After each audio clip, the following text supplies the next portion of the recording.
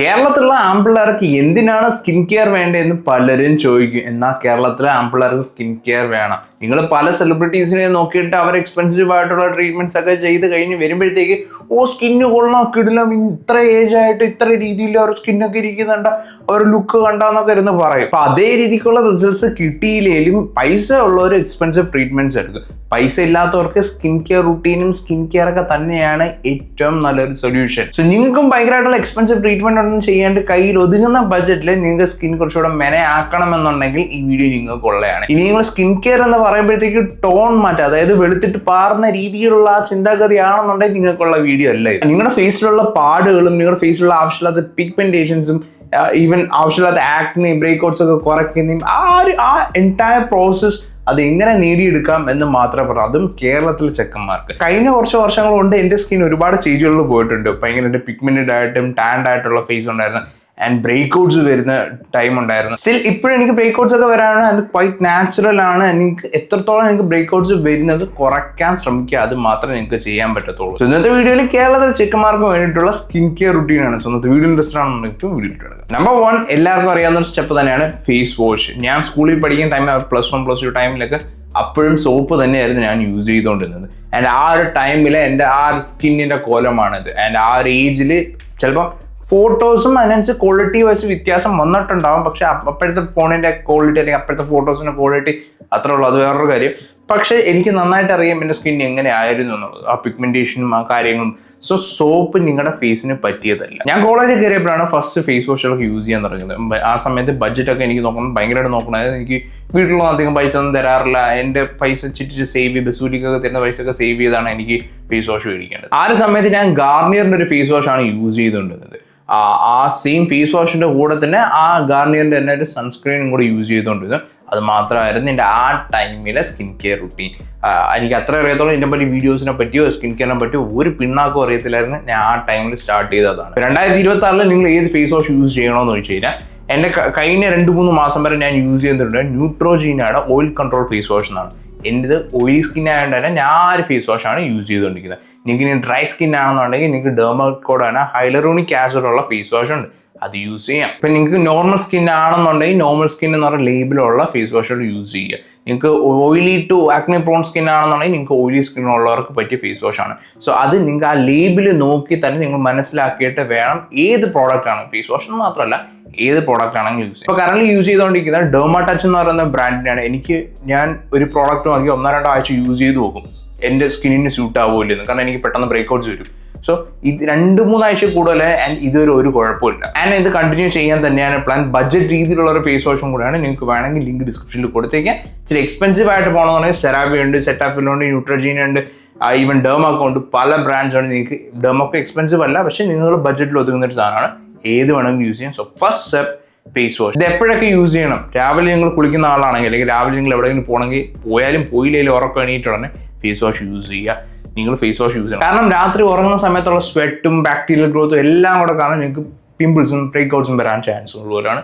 So ആ ടൈമിൽ face wash use ചെയ്യുക. ഇനി നിങ്ങൾ ഭയങ്കരമായിട്ട് സ്വെറ്റ് ചെയ്യുന്ന ഒരാളാണെന്നുണ്ടെങ്കിൽ നിങ്ങൾ ആ ഒരു ദിവസത്തിൻ്റെ ഹാഫ് അല്ലെങ്കിൽ ഉച്ചയ്ക്ക് കഴിയുമ്പോഴത്തേക്കും നിങ്ങൾക്ക് ലൈറ്റായിട്ടൊന്ന് യൂസ് ചെയ്യാം, അല്ലെങ്കിൽ വെള്ളം വെച്ചൊന്ന് വാഷ് ചെയ്താലും മതി. ഇനി രാത്രി യൂസ് ചെയ്യണം. രാത്രി ഉറങ്ങുന്നതിന് മുമ്പ് യൂസ് ചെയ്യണം. അതിപ്പോൾ കുളിക്കുന്ന ഒരാളാണെങ്കിൽ, രാത്രി കുളിക്കുന്ന ആളാണെങ്കിലും രാത്രി കുളിക്കാത്ത ആളാണെങ്കിലും ആരാണെങ്കിലും രാത്രി ഉറങ്ങുന്നതിന് മുമ്പ് ഫേസ് വാഷ് യൂസ് ചെയ്തിരിക്കണം. ഡെയിലി 2 തവണയാണ് മാൻഡേറ്ററി ആയിട്ട് നിങ്ങൾ ഫേസ് വാഷ് യൂസ് ചെയ്യേണ്ടത്. ഇനി നിങ്ങൾ ഫേസ് വാഷ് യൂസ് ചെയ്ത് കഴിയുമ്പോഴത്തേക്ക് നിങ്ങളുടെ ഫേസ് ഭയങ്കര ഡ്രൈ ആയിട്ട് നിങ്ങളുടെ ഫേസിൽ ആ നാച്ചുറൽ ഓയിൽ എല്ലാം പോകും.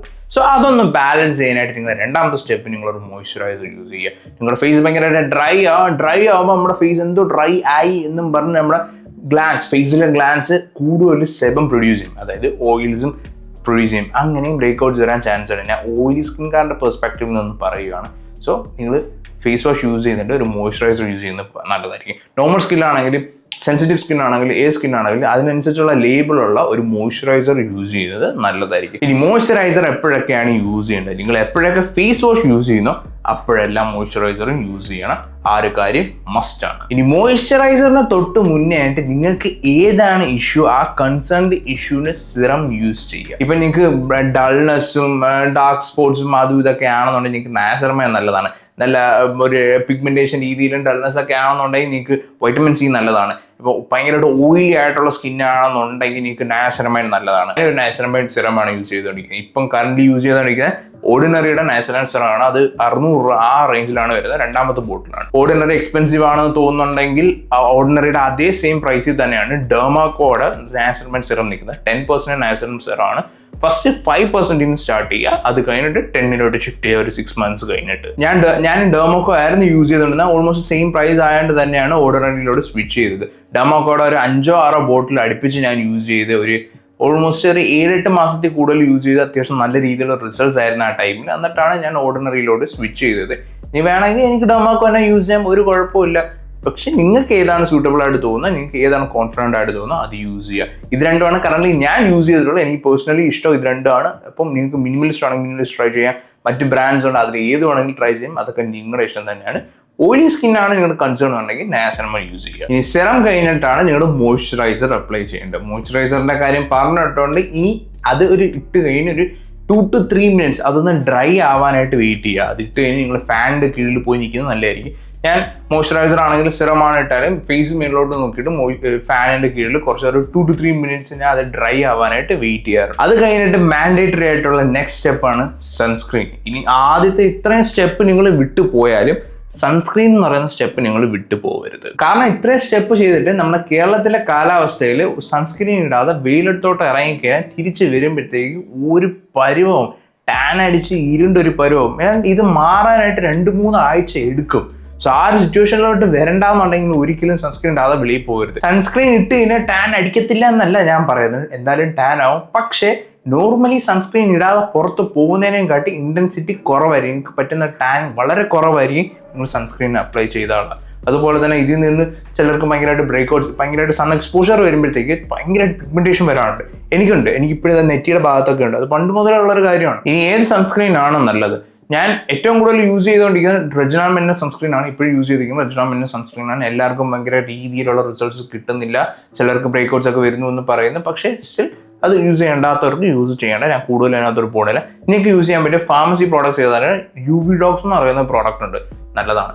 UV ഡോക്സ് ഇച്ചിരി എക്സ്പെൻസീവ് ആണ്, പക്ഷേ നല്ല രീതിയിൽ മാറ്റ് ഫിനിഷ് ആണ്. എസ്പെഷ്യലി ഓയിലി സ്കിൻ ഉള്ളവർക്ക് നല്ലതാണ്. പിന്നെ ഡെർമാക്കോ നല്ലതാണ്, ഡോക്ടർ ഷീറ്റിനെ നല്ലതാണ്. നിങ്ങളുടെ ഫേസിൽ മാത്രമല്ല നിങ്ങളുടെ ബോഡിയിലും കൂടെ സൺസ്ക്രീൻ ലോഷൻസ് അവൈലബിൾ ആണ്.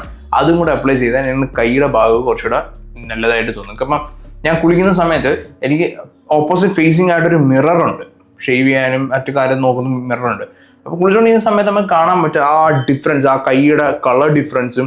കയ്യിൽ നിങ്ങൾ സൂക്ഷിച്ച് നോക്കുമ്പോൾ കയ്യിലും കാലിലൊക്കെ കുറച്ചുകൂടെ പ്രായമായ പോലെയാണ് സ്കിൻ അവിടുത്തത്, കയ്യിലേയും കാലിലേക്ക്. അത് കാണാൻ നമുക്ക് മനസ്സിലാവും. അത്രത്തോളം ആ ഡിഫറൻസ് നമുക്ക് മനസ്സിലാവും. കമ്പാരറ്റീവ് സ്കിൻ ഫേസുമായിട്ട് കമ്പയർ ചെയ്യുമ്പോൾ സൺസ്ക്രീൻ ഒക്കെ യൂസ് ചെയ്യുമ്പോൾ നമുക്ക് ആ ഒരു ഡിഫറൻസ് മനസ്സിലാവും. സോ ഇപ്പോൾ റീസെൻ്റ് ആയിട്ട് ഞാൻ ഇപ്പോൾ സൺസ്ക്രീൻ ലോഷൻസ് യൂസ് ചെയ്യാൻ തുടങ്ങി. സോ നിങ്ങൾ യൂസ് ചെയ്യുന്നത് നല്ലൊരു ഓപ്ഷൻ ആയിട്ടാണ് എനിക്ക് തോന്നുന്നത്. സോ യൂസ് ചെയ്യണമെങ്കിൽ ചെയ്യാം. സോ ഇനി മോർണിംഗ് റുട്ടീൻ എങ്ങനെയാണ്, നൈറ്റ് റുട്ടീൻ എങ്ങനെയാണ്? മോർണിംഗ് റുട്ടീനിൽ ഞാൻ ചെയ്യുന്ന കാര്യം എന്ന് വെച്ചാൽ ഫേസ് വാഷ് ആദ്യം ഇടും, നയാസിനമൈഡ് സിറം, ദെൻ നിങ്ങൾ സൺസ്ക്രീൻ ആണ് യൂസ് ചെയ്യുന്നത്. സൺസ്ക്രീനിൽ തന്നെ മോയ്സ്ചറൈസിങ് ഇൻഗ്രീഡിയൻസ് ഉള്ളത് കൊണ്ട് തന്നെ മോയ്സ്ചറൈസർ സ്കിപ്പ് ചെയ്തിട്ട് സൺസ്ക്രീൻ മാത്രമാണ് യൂസ് ചെയ്യുന്നത്. നൈറ്റ് റുട്ടീൻ എങ്ങനെയാണെന്ന് വെച്ചാൽ first phase wash, then serum, അതൊന്ന് ഡ്രൈ ആക്കിയിട്ട് മോയ്സ്ചറൈസർ ഇടുന്നവർക്ക് മോയ്സ്ചറൈസർ ഇടാം, സൺസ്ക്രീൻ രാത്രി ഇടണ്ട. ഇത്രയുള്ള സ്കിൻ കെയർ എന്ന് പറഞ്ഞാൽ അത് ഭയങ്കര കോംപ്ലിക്കേറ്റഡ് ആയിട്ട് ആ പ്രോഡക്റ്റ് ഈ പ്രോഡക്റ്റ് എല്ലാ പ്രോഡക്റ്റ് അങ്ങനെ ഒരുപാട് മുമ്പിൽ സ്വിച്ച് ചെയ്ത് നിൽക്കേണ്ട ആവശ്യമില്ല. നിങ്ങളുടെ സ്കിന്നിനെ സൂട്ട് ആവുന്ന ഒരു പ്രോഡക്റ്റ് നിങ്ങൾക്ക് കിട്ടുമല്ലോ. ചിലപ്പോൾ ആദ്യമേ മേടിക്കുന്ന സാധനം തന്നെ സൂട്ട് ആവണമെന്നില്ല, രണ്ടാമത് മേടിക്കുന്നത് സൂട്ട് ആവണമല്ലോ, മൂന്നാമത് മേടിക്കുമ്പോഴത്തേക്ക് ചിലപ്പം കുഴപ്പമില്ല എന്ന് തോന്നും. ആ സാധനത്തിൽ നിന്ന് സ്റ്റിക്ക് ഓൺ ചെയ്യുക. അല്ലാണ്ട് ഇങ്ങനെ ആഴ്ച തോറും അല്ലെങ്കിൽ മാസം തോറും പുതിയ പ്രോഡക്ട്സ് ട്രൈ ചെയ്യേണ്ട ആവശ്യമില്ല.